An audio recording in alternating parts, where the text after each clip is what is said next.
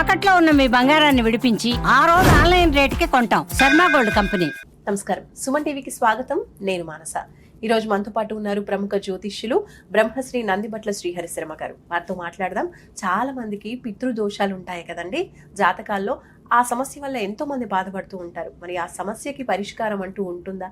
పితృదోషాలు అంటే ఏంటి? ఇలాంటి విషయాలని కూడా తెలుసుకుందాం. గురుగారు నమస్కారం అండి. వాగర్థావివ సంపృక్తౌ వాగర్థ ప్రతిపత్తయే జగతః పితరౌ వందే పార్వతీ పరమేశ్వరౌ. ఆదిత్యాయ చ సోమాయ మంగళాయ బుధాయ చ గురుశుక్ర శనిభ్యశ్చ రాహవే కేతవే నమః. శృంగేరి జగద్గురు పీఠాధిపతులకి, కంచి పీఠాధిపతులకి నమస్కారములు తెలియజేసుకుంటూ కార్యక్రమాన్ని ప్రారంభిద్దాం. గురుగారు, చాలా మంది వాళ్ళ జీవితంలో చూసినట్లయితే అంటే కెరీర్ చక్కగా ఉండకపోవడం, లేదంటే వివాహం చాలా ఇయర్స్ గడిచినప్పటికీ కూడా వివాహం జరగక, ఒకవేళ వివాహం జరిగినా అందులోనూ ఎన్నో ఇబ్బందులు, మళ్ళీ పిల్లలు పుట్టక కూడా చాలా ఇయర్స్ వాళ్ళు ఎదురు చూస్తూ ఉంటారు. ఇలాంటివన్నీ ఎందుకు జరుగుతున్నాయి? పరిహారాలు ఎన్ని పాటించినా కూడా వాళ్ళకి ఆ సమస్య తీరకపోవడం అనేది గమనిస్తూ ఉంటాం. ఇవన్నీ కూడా ఎందుకు జరుగుతూ ఉంటాయంటారు గురుగారు? గమనించుకుంటేనమ్మా, చాలామంది ఇళ్లలో ఉండేటువంటి సమస్యనే ఇది. ఎందుకనంటే పెళ్ళికడికి ఎదిగినటువంటి పిల్లలు ఉంటారు. మొదలుపెట్టి సంవత్సరాలు గడుస్తూ ఉంటుంటాయి. ఇగో ఈ సంబంధం ఖాయమైపోతుంది, ఇక మనకి ఇంకా ఇబ్బంది లేదు, సంతోషంగా ఉందాం, ఇక నిశ్చయం అయిపోతుంది అనుకునే సమయంలో ఏదో వాయిదా పడి వెనక్కి వెళ్ళిపోవడం. అలాగే చాలామంది కెరీర్లో కూడా ఏదో మామూలుగా ఉద్యోగం చేసుకుంటారు, ఏదో చదువుకు తగ్గ ఉద్యోగం లభించని వాళ్ళు కొంతమంది.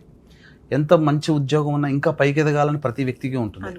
అందుకని ప్రమోషన్లన్నీ దగ్గర దాకా వచ్చి వెనక్కి వెళ్ళిపోతుండడం. ఏ ప్రయత్నం చేసినా, ఏ ఇంటర్వ్యూలకు వెళ్ళినా 5 రౌండ్లు ఉన్నాయనంటే 4 రౌండ్ల వరకు వెళ్ళి 5వ రౌండ్లో చతికిల పడిపోతారు. అంటే ఇంకొకటి మార్క్ దాటిపోతే చాలు మనం సెటిల్ అయిపోతాం అనుకునే సమయానికి ఏదో ఒక అడ్డంకి. జీవితంలో అంటే వ్యాపారంలో కూడా అంతే. ఇక లోన్ శాంక్షన్ అయిపోతుందని అనుకుంటారు, కావు. కొంతమంది జీవితాల్లో దాంపత్య సమస్యలు అనేటువంటివి ఉంటుంటాయి. ఎంత బాగా కలిసి ప్రేమించి పెళ్లి చేసుకున్న కుటుంబాలలో కూడా దాంపత్య సమస్యలు ఉంటుంటాయి. ఇంకా చెప్పాలి అని అంటే వివాహమే ఏళ్ళు గడుస్తున్న చాలామందికి సంతానం కలగకుండా ఇబ్బంది పడుతుంటుంటారు. అంటే ఒకప్పుడు అంటే నా కెరీర్ ప్రారంభమైనంటే 15 సంవత్సరాల కిందట ముచ్చటమ్మ. 15 సంవత్సరాల కిందట అపాయింట్మెంట్ తీసుకుని జాతకాలు చెప్పినటువంటి వాళ్ళకి దైవ పరిహారాలు చేయించేవాళ్ళం. కానీ 1, 2, 3 సంవత్సరాలు గమనించినప్పుడు పరిహారాలు ఎన్ని చేసినా కొంతమందికి సక్సెస్ అయ్యేటివి, కొంతమందికి కాలేకపోయేటివి. ఎందుకు మనం చేసిన పరిహారాల వల్ల పరిహారంలో చేసిన విధానంలో లోపమా, లేదా ఆ పరిహారాలు వాళ్ళకి ఇంకా సరిపోలేదా అనేది ఆలోచన చేసినప్పుడు తెలిసిన విషయం ఏంటనంటే అది దైవ ప్రేరణ చేతనే తెలియచేయడం జరిగింది. అన్ని దోషాల కంటే కూడా ఈ పితృదోషం అనేటువంటిది ఉన్నప్పుడు ఆ వ్యక్తికి ఎన్ని పరిహారాలు చేసినా, ఎన్ని పూజలు చేసినా, ఎన్ని అంటే తిరగని చెట్టంటూ లేదు, మొక్కని దైవం అంటూ లేదని చెప్పి చాలామంది వాపోతుంటారు. అయినా మాకేం పనులు కాలేదు అని చెప్పి బాధపడుతుంటుంటారు. అలాంటివన్నీ కూడా ఈ పితృశాప ప్రభావాలనే. ఏ పూజలు చేసినా ఆ పూజలు ఫలించవాని కాదు, ఇంటి గుమ్మం దగ్గరనే ఆగిపోతాయి. ఇంట్లో తిష్ట వేసిన ఈ పితృదోషం ఎప్పుడైతే ఉంటుందో, ఈ పితృదోషం తొలగిపోతే అప్పటి వరకు మనం చేసిన పూజలన్నీ ఫలిస్తాయి. కాకపోతే వీక్షించేటువంటి ప్రేక్షకుల్లో కొంత గమనించుకోవాలమ్మా. ఒకప్పటి స్థితి వేరు, ఇప్పటి స్థితి వేరు. ఎందుకనంటే ఇలా చెప్పగానే గూగుల్ ఉన్నాడుగా, గూగుల్ తల్లికి ఫోన్ చేసి చెప్పేసి పితృదోషం పరిహారం అనగానే ఎక్కడ చేస్తారో, భారతదేశంలో రామేశ్వరంలో చేస్తారు, నాసిక్లో చేస్తారు, అలాగే ఇక్కడ సంబంధించినటువంటి శ్రీరంగంలో చేస్తారు, గోకర్ణంలో చేస్తారు, అన్ని చోట్ల చేస్తారు.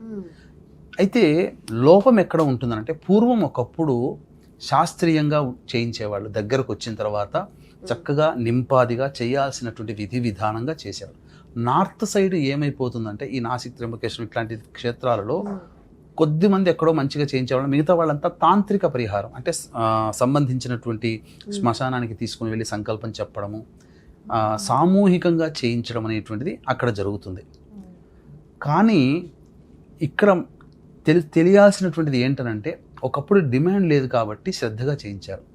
ఇప్పుడు మనకు సూత్రమే ఉంది ఎకనామిక్స్లో, when demand will increase supply will decrease. అంతే కదమ్మా. ఇప్పుడు మాలాంటి వాళ్ళు చెప్పడం వల్ల డిమాండ్ పెరిగింది. అందరూ ఇప్పుడు ఒక టవర్కి ఒక 1000 కనెక్షన్స్ ఉన్నాయనుకోండి, సెల్ ఫోన్లో ఏ ఇబ్బంది ఉండదు. ఒకేసారి 1,00,000 మంది ట్రై చేస్తుంటే 1000 కెపాసిటీ ఉన్నటువంటిది 1,00,000 మంది ట్రై చేస్తే టవర్ జామ్ అయిపోతుంది. అట్లాగే చేయించే వాళ్ళు తక్కువగా ఉండి చేయించుకునే వాళ్ళు ఎక్కువగా వచ్చారనుకోండి, వాళ్ళు ఏం చేస్తున్నారు, టైం లేదు కాబట్టి షార్ట్ కట్లో చేసి పంపిస్తున్నారు. ఈ విధానం వీక్షించడం మన ప్రేక్షకులకు తెలియదు. పోయి డైరెక్ట్గా పోతారు, చేయించుకుంటారు. మాట్లాడే వాళ్ళు ఒకళ్ళు అవుతారు, చేయించే వాళ్ళు ఒకళ్ళు అవుతారు. ఆ చేయించేటువంటి వాళ్ళల్లో 10 మంది ఉన్నారనుకోండి, ఆ 10 మందిలో ఒకరో ఇద్దరో శాస్త్రీయంగా చేయిస్తారు. మిగతా వాళ్ళంతా నామమాత్రంగా, ఎందుకంటే వాళ్ళకి టార్గెట్ ఉంటుంది అక్కడ, రోజుకి ఇన్ని చేస్తే ఇంత పైసలు ఇస్తారని ఉంటుంది. అలాంటివి జరుగుతున్నాయి. కాబట్టి దీన్ని దృష్టిలో పెట్టుకుని 2013 సంవత్సరం నుంచి మన పీఠం ఆధ్వర్యంలో చక్కగా ఈ యొక్క పితృదోష నివారణ కార్యక్రమాలు సశాస్త్రీయంగా చేయించడం జరుగుతుంది. రాని వాళ్ళ కోసం బ్రాహ్మణుని కర్తగా పెట్టి చేయించడం జరుగుతుంది. కర్తగా కూడా మనం హైదరాబాద్ నుంచి తీసుకుని వెళతాం. కర్తగా ఉన్నటువంటి వాళ్ళకి చక్కగా మనం చేయిస్తుంటామమ్మా. గురుగారు, మరి పితృదోషాలు ఉన్నాయి అంటే ఎన్నో రకాల సమస్యలు మీరు చెప్పినట్టుగా చాలా బాధలు పడుతూ ఉంటారు ఆ సమస్యలతో. అలాంటి వాళ్ళు మరి పితృదోష పరిహారం చేయించుకోవాలి అంటే మీరు ఎప్పుడు చేయిస్తున్నారు, ఆ వివరాలు తెలియజేయండి. ఆ రోజుకున్న విశిష్టత గురించి తెలియజేయండి. అంటే ఈ పితృదోషం అనేటువంటిది ముందు ఎలా వస్తుందో తెలుసుకోవాలమ్మా. తండ్రి వైపు 6 తరాలు, తల్లి వైపు 3 తరాల్లో ఏవైనా దుర్మరణాలు కనుక ఉంటే, అంటే road accident, fire accident, suicide attempt, నదిలో బావిలో పడి చనిపోవడం, ఇంట్లోంచి వెళ్ళిపోవడం, లివర్ ఫెయిల్యూర్, కిడ్నీ ఫెయిల్యూర్, క్యాన్సర్తో చనిపోవడం, 60 సంవత్సరాల లోపల ఏ విధంగానైనా చనిపోయినా, పెళ్లి కాకుండా అబ్బాయి అమ్మాయి చనిపోయినా, పిండ ప్రదానాలు చేయలేకపోయినా, liver problem, kidney problem, cancer రోగాలతో ఎవరైనా బాధపడుతున్నా ఇంట్లో, లేదా ఎవరైనా ఆ ప్రాబ్లమ్స్తో కుటుంబ సభ్యులు చనిపోయినా, కాలసర్పదోషంలో జన్మించినా, కరోనాలో చనిపోయినా, ఇవన్నీ కూడా పితృదోషానికి మూల కారణాలు. ఇక చాలామందికి జాతకాలు ఉండవు. ఇప్పుడు కలిగేటువంటి సమస్యలని బట్టి వాళ్ళకి పితృదోషం ఉందని చెప్పొచ్చు. ఈ లక్షణాలు ఏంటంటే తరచూ ప్రమాదానికి గురవుతున్నా, కుటుంబ సభ్యుల యాక్సిడెంట్స్కి తరచూ గురవుతున్నా, మందులకి నయం కాని రోగాలతో బాధపడుతున్నా, చెడు ప్రయోగాలు కుటుంబ సభ్యుల మీద ఎప్పుడు జరుగుతూ ఉన్నా, ఇంట్లో ఇంటర్ రిలీజియన్ మ్యారేజ్లు జరుగుతూ ఉన్నా, అలాగే సంబంధించినటువంటి ఆడపిల్లలే సంతానంగా ఉన్న, పురుష సంతానం లేకపోయినా, జన్మించిన సంతానం శారీరక మానసిక లోపాలతో జన్మించిన, లేదా సంఘ విద్రోహక శక్తులతో ఉండి కారాగార వాసమైన, లేదా మద్యం మత్తు పదార్థాల వంటికి కుటుంబ సభ్యులు బానిసలైన, అలాగే ఇంటి గోడలు క్రాక్స్ వస్తూ ఉన్నా, అలాగే ఎంత గొప్పగా పనిచేసినప్పటికీ అన్ని పనులలో ఆటంకాలతో ఉన్నా, అలాగే ఎంత జీవితంలో ఎన్నో ప్రయత్నాలు చేసినా అన్ని ప్రయత్నాల్లో ఆటంకాలతో ఎదురవుతూ ఉన్నా, అలాగే డబ్బులు బాగా పెట్టుబడి పెట్టి నష్టపోయినా, అంటే కొంతమంది వివాహం అయినప్పుడు వాళ్ళతో పాటు కొంతమందికి వివాహాలు అవుతాయి. కొన్ని కుటుంబాలు చాలా పైకి ఎదుగుతాయి, ఎక్కడ వేసిన గొంగడ కొన్ని కుటుంబాలు అక్కడే ఉంటాయి. అంటే డెవలప్మెంట్ అనేది జీవితంలో ఉండదు. అటువంటి కుటుంబాలలో, అలాగే ఏ జన్మలో ఏ పాపం చేసామో ఏది కావట్లేదు అని చెప్పి బాధపడుతుండేటువంటి కుటుంబాల్లో ఖచ్చితంగా ఈ పితృదోషం ఉంటుంది. అయితే ఈ పితృదోషం అనేటువంటిది ఇప్పుడు డిమాండ్ పెరిగింది కాబట్టి కొంతమంది తమ స్వార్థానికి వాడుకుంటున్నారు. ఏంటనంటే జన్మించినటువంటి నక్షత్రము, అది నక్షత్ర జనన దోషం ఉన్నవే 27 నక్షత్రాలు. ఈ 27 నక్షత్రాల్లో కొన్ని నక్షత్రాల్లో జన్మిస్తే పితృదోషం అని చెప్పి ప్రచారం చేసి జనాల్ని మోసం చేస్తున్నారు.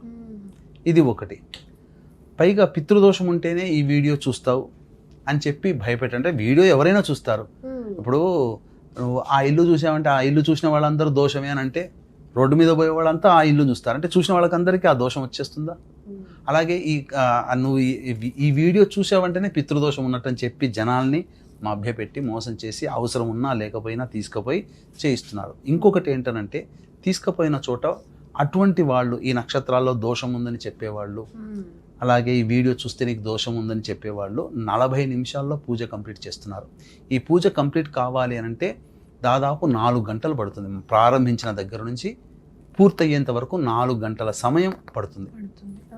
ఇటువంటి 4 గంటల సమయం ఉండేదాన్ని తీసుకుపోయి 40 నిమిషాల్లో పూర్తి చేస్తున్నారు. మహా అయితే గంట. దీనివల్ల ఎవరు నష్టపోతున్నారు? నమ్మిపోయినందువల్ల వాళ్ళు నష్టపోతున్నారు. కాబట్టి అటువంటిది మన పీఠం ఆధ్వర్యంలో ఉండదు. కాబట్టి ఈ నెల 22వ తారీఖు రోజున అమావాస్య సందర్భంగా మన పీఠం ఆధ్వర్యంలో చేయించడం జరుగుతుంది. అందున ఆశ్లేష నక్షత్రం ఉంది, మధ్యాహ్న సమయానికి అమావాస్య తిథి ఉంది. కాబట్టి విశేషించి ఆ రోజు చేసుకోవడం వల్ల పితృదేవతల యొక్క అనుగ్రహం సంపూర్ణంగా కలుగుతుంది. 23వ తారీఖు కూడా అమావాస్యనే, కానీ 23 సూర్యోదయానికి ఉంది, 11 గంటలకి వెళ్ళిపోతుంది. మరి అపరాహ్న కాలంలో ఉండదు.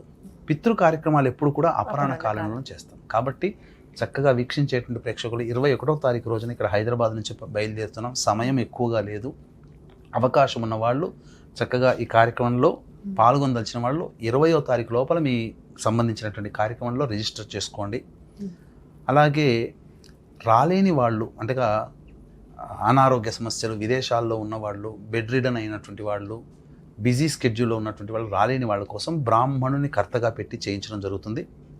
ఇది చేయించిన విధానం అంతా మీకు వీడియో కూడా పంపించడం జరుగుతుందని చెప్పవచ్చు. ధన్యవాదాలు గురుగారు. నమస్కారం. సర్వం శ్రీ ఉమామహేశ్వర పరబ్రహ్మార్పణమస్తు. చూసారు కదండి, పితృదోషాలు ఉంటే గనక ఎలాంటి పరిస్థితులు ఉంటాయి, మరి ఆ పరిస్థితుల నుంచి అలాగే ఆ సమస్యల నుంచి బయటపడాలి అంటే పితృదోషాలకి సంబంధించినటువంటి పరిహారాలు కూడా చేసుకోవాల్సి ఉంటుంది. కాబట్టి గురువుగారు వారి పీఠం ఆధ్వర్యంలో 22న పూజ చేయిస్తున్నారు, 21 నుంచి బయలుదేరుతున్నారు. కాబట్టి మీరు కూడా ఎవరైనా పితృదోషానికి సంబంధించిన పరిహారాలు చేయించుకోవాలి అనుకుంటే స్క్రీన్ పైన కనిపించే నంబర్స్కి కాల్ చేసి మరిన్ని వివరాలు తెలుసుకోవచ్చు. చూస్తూనే ఉండండి సుమన్ టీవీ. నమస్కారం.